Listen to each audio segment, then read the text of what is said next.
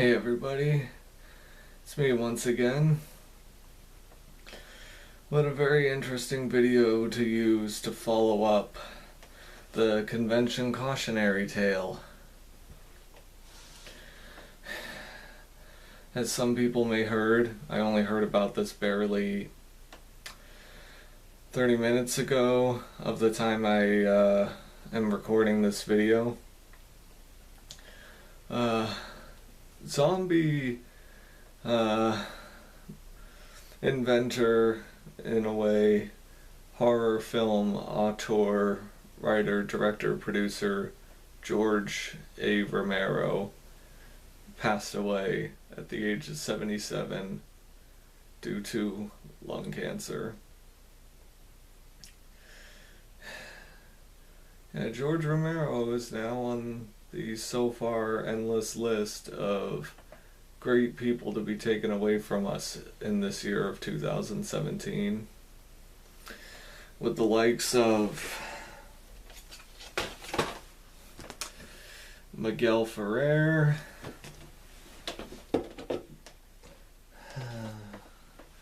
Bill Paxton, John Hurt, Michael Parks, right here, Roger Moore, even though I'm not the biggest Bond fan, but I felt I should mention him anyways. The great voice actor Powers Booth, and Don Rickles, aka Mr. Potato Head. A lot of iconic people. I mean, yes, I know a lot of them are getting pretty old, up there in age, but still it sucks when someone you idolize so much just suddenly is poof, gone.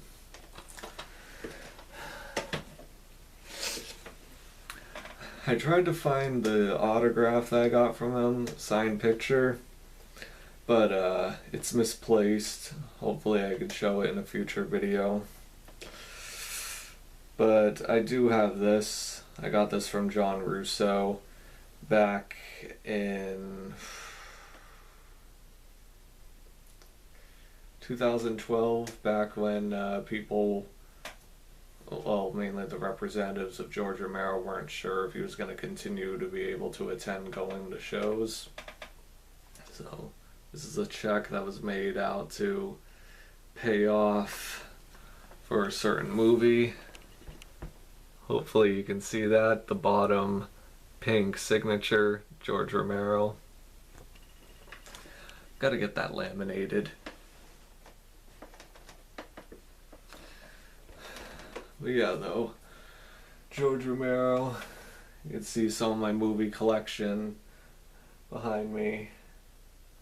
Night of the Living Dead, The Crazies, Dawn of the Dead, Day of the Dead, Two Evil Eyes, Land of the Dead, Diary of the Dead, Bruiser, The Dark Half, Monkey Shines.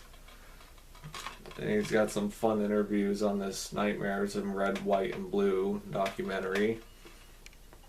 Also features interviews, great interviews with John Carpenter, Mick Garris, Joe Dante, Larry Cohen, Roger Corman, Darren Lynn Bousman, and Brian Usna.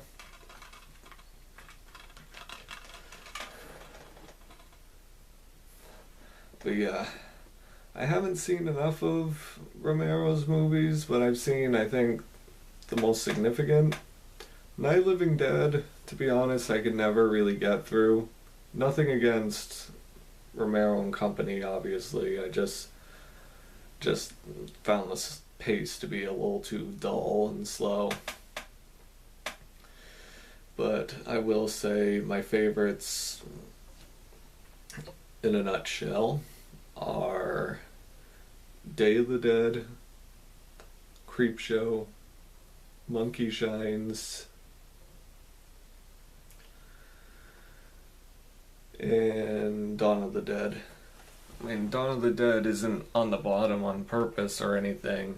It's just, I just prefer the the other ones I listed off more. But yeah, in the case of Day of the Dead, though, I will say this. I used to have the Anchor Bay release, but I got the Scream Factory release right here. I love this cover far more than the original poster cover art, so I never flipped this. Well, I did for a little while, to be honest, but then I flipped it back over because this just looks a lot more epic. This was the George Romero zombie movie. Well, it's kind of, in terms of the original three, because Land of the Dead was the first one I saw. Don't remember too much of it. I remember it not really being the best. But this was the first of the original three that I was able to watch all the way through, because I wanted to see what's the big deal with this one. Why is it so hated? I still don't see it, but I'm glad it's got its following. I do recommend, though, to people to definitely double dip. If you can find it, definitely get the Anchor Bay release, because it's got some features that aren't on here. But this one has a great new documentary, or newer documentary, World's End, The Legacy of Day of the Dead. And they carried over the commentaries from the Anchor Bay DVD, but that one has another documentary that's just as fun to watch. I do hope one day to to get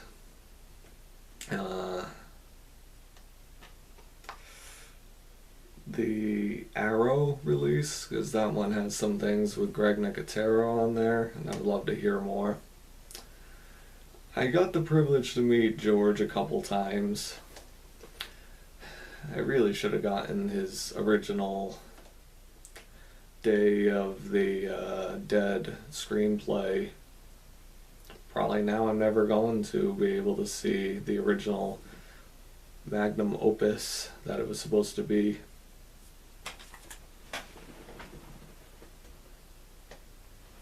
This is one of the crowning jewels of my collection. Dawn of the Dead, the Ultimate Edition. This is the best way to own it. Whether if you get around to checking out the other versions, it's up to you. But yeah, I've only seen the US theatrical version. I still have yet to see the extended version and the European version. I know the European version, they take out a lot of the humor.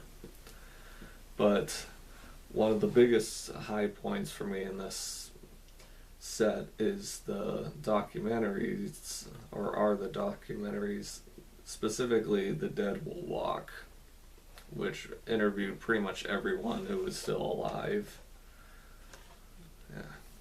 The poster child zombie, Scott H. Reiniger, and that classic Boris Karloff mummy,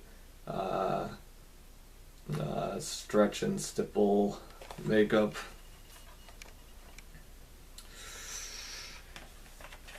David Engie, a female zombie.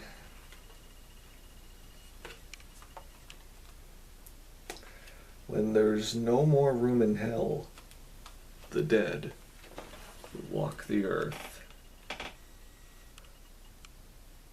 I'm no Ken Foree, but I tried my best. There's a little comic book and a very nice picture of Romero. See, 4 DVDs.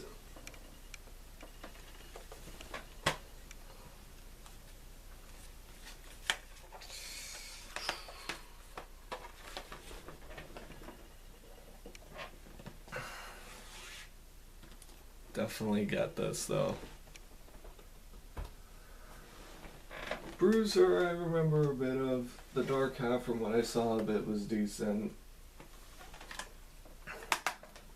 Monkey Shines, this Scream Factory Blu-ray is worth the money. Yeah, Jason Begay's great performance. was a great movie to see with him to make up for a piece of crap movie, Home Alone 4, that he appeared in. Never see it. But he is great in this. Yeah, the main other one I'm going to mention... Yeah. Well, before I do this one, I'll talk quickly about Creepshow. That was, I think, technically the first George Romero movie I ever saw. I saw it on TV with my mom. Great anthology. I loaned it to an old coworker of mine. She thought it was pretty cool. And I also do have the Blu-ray of the documentary Just Desserts, the making of Creepshow. And that's a lot of fun too, if you want to check that out. But this is one that Romero did as a team up with Argento. Dario Argento. Kind of like a remake of Roger Corman's Tales of Terror, now that I think about it. Because they both relate to Edgar Allan Poe. And these two stories happen to be in the Tales of Terror. But unlike Tales of Terror, which is barely 90 minutes, this is 120 minutes. So they get to tell pretty much most of the story that they want to tell. It is Two Evil Eyes, Harvey Keitel and Adrienne Barbeau. And this is one I still have yet to see the whole thing of. But from what I've seen, it was pretty good. The Two Masters' Eyes is a really good featurette. Whether if you can obtain this, if it's cheap enough, or the Blu-ray. I think the Blu-ray has this from Blue Underground. That one's worth checking out. But yeah, though I still would have loved to have seen the original Envision versions they had of like Mask of the Red Death and Pit and the Pendulum, I think it was, that they talk about on here. Yeah, they could have, would have been cool if they were able to convince John Carpenter to join them, because they talked about him. And I met John Carpenter, and I saw him at a Q&A talking about, out of all the directors that he would love to team up with, he said Dario Argento. So I have no clue why he turned this down. Yeah, Tom Atkins plays another cop in this, and Bruiser. But yeah, though. Now to talk about meeting the master. Yeah, I met George at Monster Mania, the last one that I've gone to as of the recording of this video. 2013, I believe August. I ordered the $200 or $150 VIP. It was well worth it. I got to go to the after party with him, Malcolm McDowell, and various others.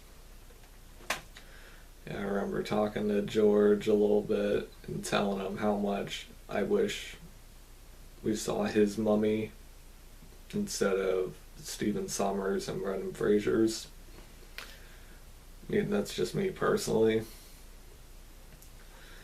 And I told him that about my werewolf script, which is very much inspired by both Dawn and Day of the Dead, with a little bit of John Carpenter's vampires. I'm not going to go into other details.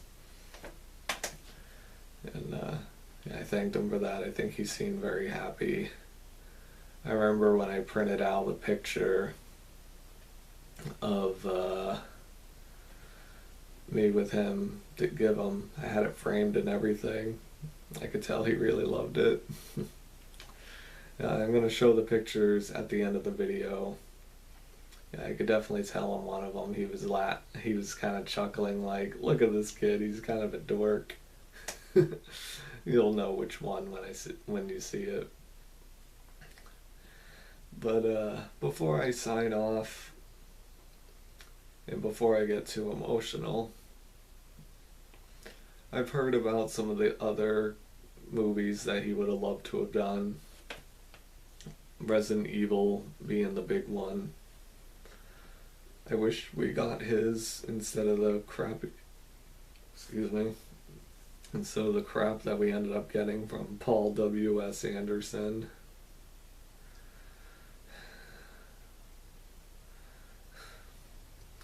Yeah, we almost got his Pet Cemetery, which would have been cool to see, but I don't know if we would have had Fred Gwynn. Yeah, Mary Lambert did a good job though. So I'm glad that they got at least someone else who was competent instead of getting an idiot. I know he wanted to do The Stand all the way back to when he first met Stephen King. That would have been cool to see too. But like Mary Lambert with Pet Sematary, Mick Garris did pretty good with The Stand. So another case where it's like, even though they weren't able to get one master, they were able to get someone who is competent enough. But George, I just want to thank you for the kindness you have given me firsthand, for all the movies that you've given us, for all the fun interviews that you've given us and the commentaries that you've recorded for us. Very funny guy. I will never forget that. I will cherish these memories to the day that I leave this earth. Love you, George. And thank you everyone for watching. Take care, and I hope to see you guys in the future. Peace.